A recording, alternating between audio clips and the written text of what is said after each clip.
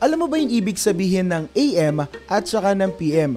Bukod sa AM sa umaga at PM naman tuwing hapon o gabi.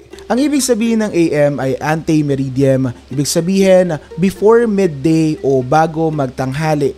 While yung PM naman ay post-meridiem, ibig sabihin after midday o pagkatapos ng tanghali. Kaya pag sinabi nating 10 AM, umaga pa yan. Pero pag sinabi naman nating 10 PM, dapat tulog na tayo niyan.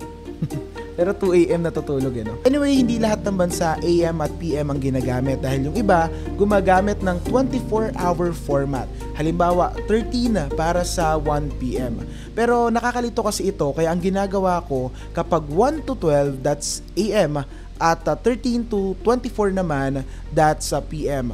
Tapos medyo nakakalito kasi yung number, hindi mo alam kung ano yung specific na oras. Ang ginagawa ko dito, mina-minus ko yung number sa 12. For example, 14 minus 12, that's equals to 2. Ibig sabihin, 2 PM na. So, ganun yung mga pwede nyong gawin kapag gumagamit kayo ng mga 24-hour format na orasan. So, yun ang ibig sabihin ng AM at saka ng PM.